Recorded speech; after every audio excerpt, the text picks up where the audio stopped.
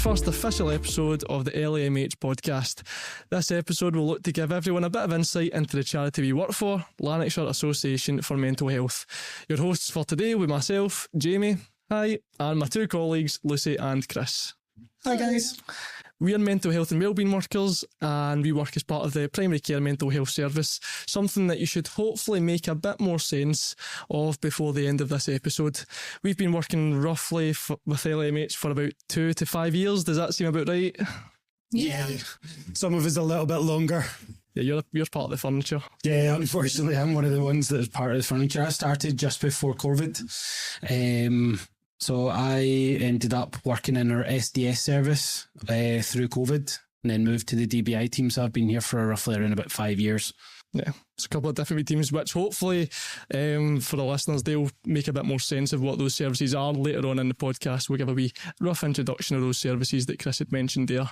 What about yourself, Lucy? Yeah, so I've been here for around 2.5 years, and I've been with the same service ever since I started. Yeah, you're part of the furniture in this service now, aren't you? I am the furniture. You definitely are.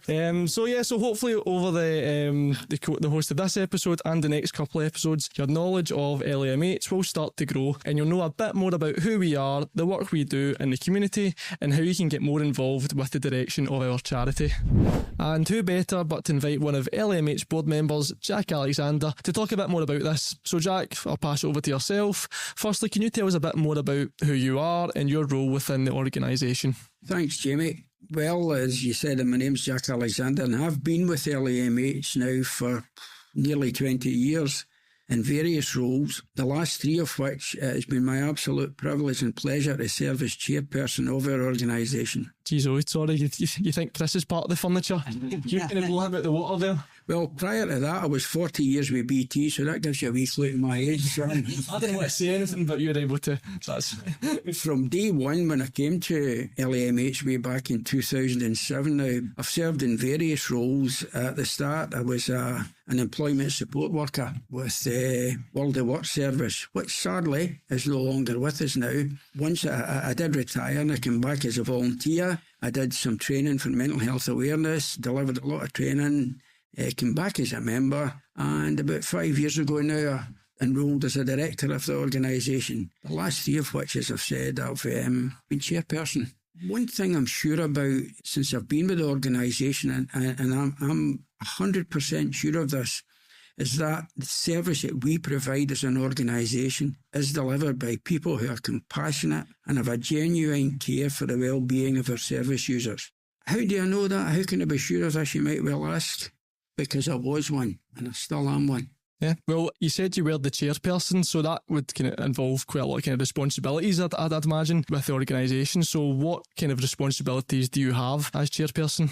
I think if I've been perfectly honest, Jamie, when I took on the role, I didn't really think too much about what the responsibilities were. However, I do take them very, very seriously. The primary objective of the board of directors, our primary aim is to ensure probity, honesty and accountability, and to provide the governance. That is, the board of directors provide the governance of how the organisation is run, and that's under my chairman.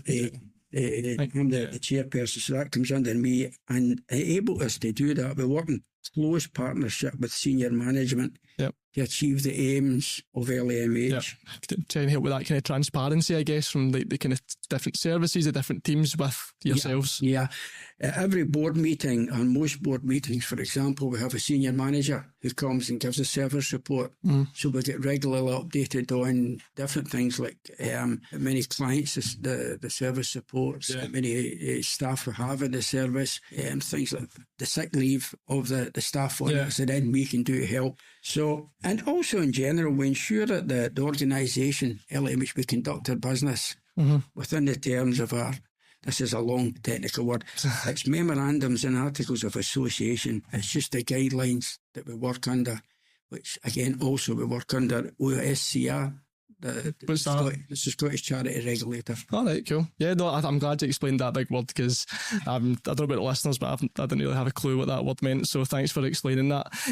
But yeah, as kind of overall, kind of looking quite a lot of things that the organisation does in the community, I can imagine there'll be quite a couple of challenges in your time since being the chairperson. What sort of things have you experienced? Well, I think that probably the biggest challenge since I came, for not only me, for us all, for the world, was COVID. Oh, jeez, yeah, that's a big one to come in with. COVID was a huge challenge. For example, when I took over, or when I joined the board, we had just bought the new premises in Wishaw, and we had started working in it. Then all of a sudden, COVID came. Kaput. Bang. That was it. All stopped. So COVID was a huge challenge. It was a massive challenge because as an organisation, because of the nature of a lot of the clients that we serve, we had to keep going. Yeah. You know, as a board, we had to keep going. And we achieved this through, for example, using Zoom, using Microsoft Teams. So we were able to continue to meet as a board. So we came through that challenge.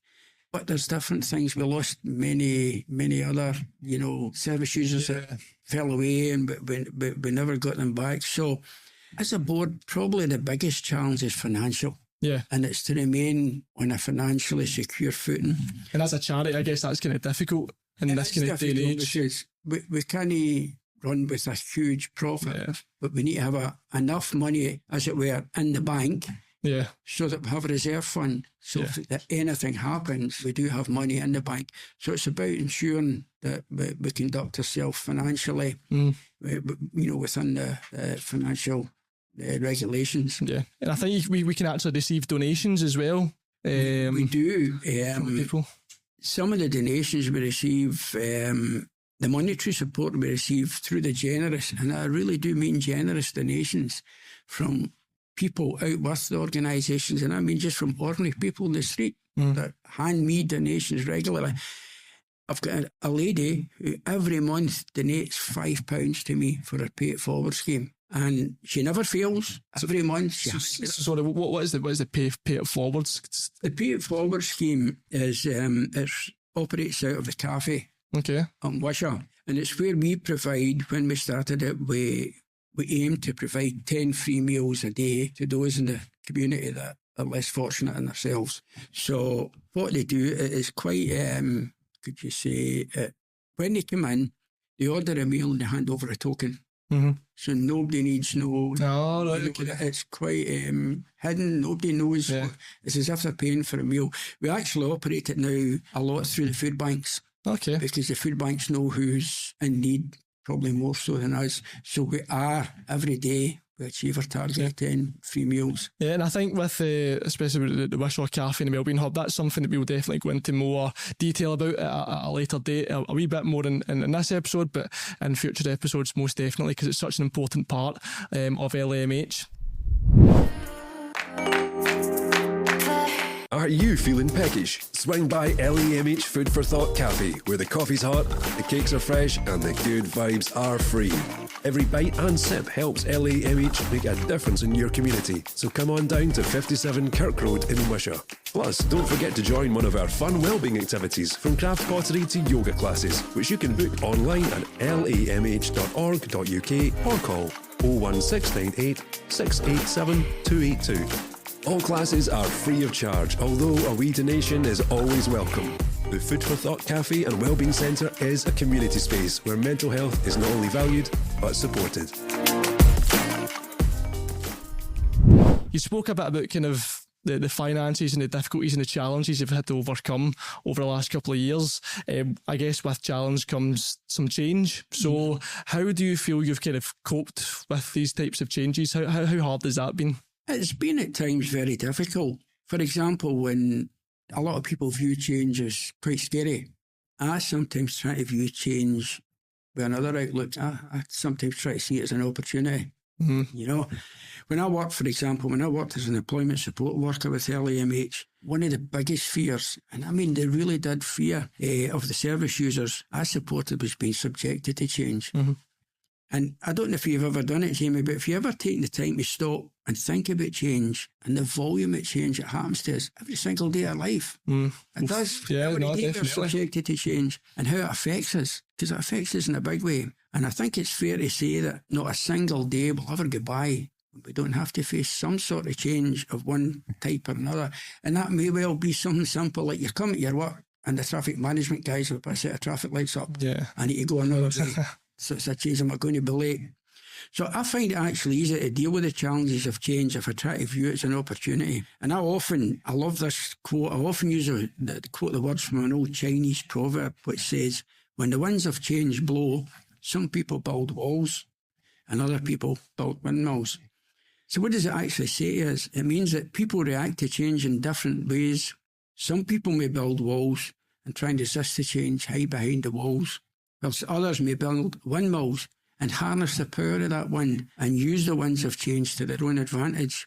And I firmly believe that when the winds of change blow, we, myself as chairperson, and we as a board of LAMH and LAMH as an organisation, I firmly believe that we should build windmills and take advantage of any opportunities that the winds of change blow along for us. Yeah, that seems like that's a beautiful quote first and foremost. I've not heard of that one before, but that kind of hearing that explanation of it, it's all about how we adapt to that aspect of change, which, as you're saying, it's almost inevitable, and there's different ways we can take it. So no, that's as the kind of chairperson of the board, it's something that you're definitely kind of looking to seize and looking to adapt to keep up to date with things. Yeah, we can be sure, Jamie, that change is going to happen. Yeah, it's going to happen. Yeah. So just to kind of finally touch on the last few points, Jack, before I let you go, you'd spoke about how people kind of involved with LAMH. So could you explain to me a bit more about the membership process? How can people become a member of Lanarkshire Association of Mental Health? The membership process is an ideal opportunity for anybody who's interested in mental health to get involved with the organisation. Previously, like I said in the challenges earlier, prior to COVID, we had a strong membership. But since COVID, and for understandable reasons, it fell away. People weren't coming out, etc., etc. And the constitution of our organisation is of such a nature that we're required by law to have an active membership. And I try to underline that active, which is basically, it's open to all who are interested, as I've said, in mental health service, including service users, ex-workers, carers, etc.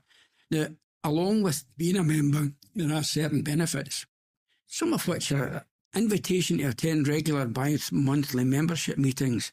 And at these meetings, we try to have speakers who have a topical interest, people that when they come along, it may be of interest to them, like we've had Citizens Advice Bureau, we've had Care and Repair, we've had advocacy. So we try to have the guest speakers that will be of interest. And also, just come along to the annual general meeting. They can meet with people who care about mental health issues, like similar to themselves. They can keep up to date with organisation and mental health developments, events and changes. But really importantly, and the part I feel is the most important of all, is they're able to voice their own opinions, their suggestions and share ideas. And that can help us. Yeah, that's how we go. That's how we move forward, I suppose. It can help us because I've not got all the ideas in the world. All you guys out there have. So it's a great opportunity to share ideas. Yeah, definitely. So how can people get a membership? What steps do they have to take, and is it going to cost them? How much what's the implications there? It's a very expensive thing it's £1 a year. Oh, jeez. But they can become a member. We're trying to put out membership forms. We're trying to put them in local GP surgeries, in libraries. They're in the shop when you come into a charity shop in Hamilton. They're in the cafe in Wishaw.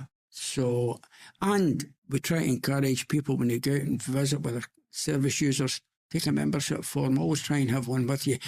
I go and I deliver talks I'm going tomorrow to deliver a talk to a guild up in a church in Killook, and I'll have membership forms with me, and I'll leave them there. And hopefully, if I get one, they take it. Yeah, that's definitely kind of more than nothing, as they say. So, no, but thanks very much for coming on, Jack. We kind of really appreciate you coming in and who better to speak to us about all the ongoings of the organisation and the chairperson himself. Anything you want to kind of finish up with before we stop holding you hostage? I suppose last but no means least, I would just like to say a huge and a personal, sincere and heartfelt thanks to all our staff, whether they're paid or voluntary. I'm a volunteer.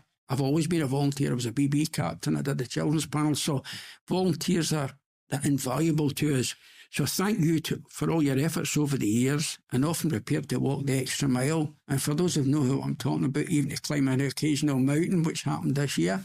Oh, yes. Ben Lomond, shout out. No excuses for repeating this. I've said it before. Our people are what make LAMH the successful organisation we are. So please remember to continue to take care of yourselves and stay safe and well. Now, I'd like to finish off, and you might guess I'm a great guy for quotes. Love it. During my time as an employment support worker with the LAMH, I came across a saying, and I believe it was up in the South Lanarkshire College in East Kilbride. It's on a big stained glass window.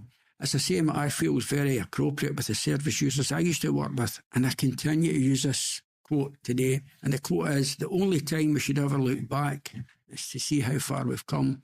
And I feel as an organisation that is so true. If I look back to when I started, we've changed, we've had challenges, but we've came a long way. Yeah, it's how you come through them. And a nice wee couple of Jackisms to go along with them as well. So thanks very much for them.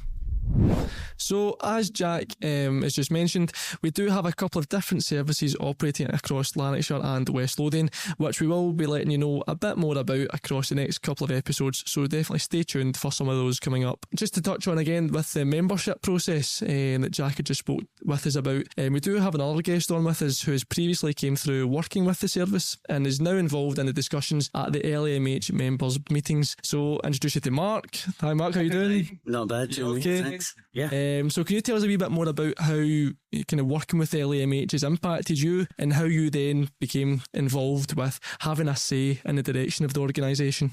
Yeah, sure. When I joined LAMH, I was not in a very good place with my mental health, and being new to the South Lanarkshire area, I was isolated and lonely, and I decided to join and become a member of LAMH and started attending groups and meetings, which started to give me a sense of purpose again and helped me to interact with people and start meeting new people in groups. Yeah. So when you worked with LAMH, did you kind of work with any service that kind of helped you feel more confident to interact with those groups? Yeah, I started off going to a mindfulness group that I found quite good to help regulate my feelings and emotions. Yeah, I think that's something we're going to be touching on over the next couple of weeks, is the different kind of coping strategies like mindfulness to kind of help with kind of mental health difficulties and stuff. So how has mindfulness kind of helped your practice? It helps me to stop and think things through and calm myself, and I find myself in situations where I'm getting quite high anxiety or start to panic, really. Perfect. And now, as we said, you are now in the meeting, so the kind of different benefits that Jack outlined for us earlier. How do you find being involved in the different kind of processes with LAMH? I'm finding it actually quite enjoyable, I suppose I could say. I'm starting to interact with people again. I'm getting out and about, and I feel like my opinions are taken into consideration. Fantastic. And as we kind of said earlier, the importance of feedback from especially people who've used the service is, imperative for us to move forward, because who better to tell us what we need to do more of than somebody who's kind of used it. So I'm led to believe that you're also kind of been asked to be on interview panels as well for any jobs you've got coming up in the organisation. You have been asked, special guest, to be on the panel. How do you kind of find that? I found it quite interesting so far. So I'm doing my first sort of interviews next week. Very exciting, very exciting. Just been looking at candidates this week.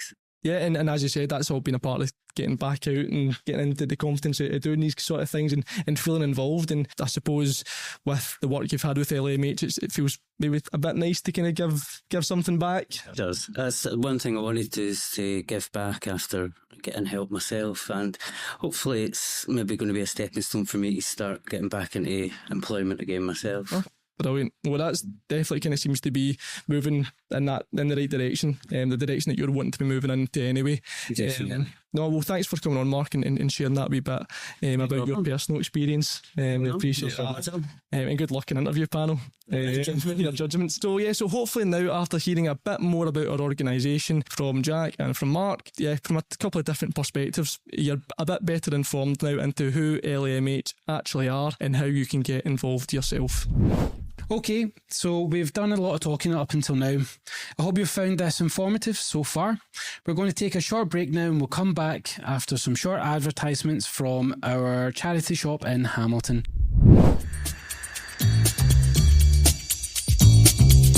Discover hidden treasures and support a great cause at the LAMH charity shop. From vintage finds to everyday essentials, every purchase helps make a difference. Visit us today at 17 Cadswell Street in Hamilton and shop with purpose.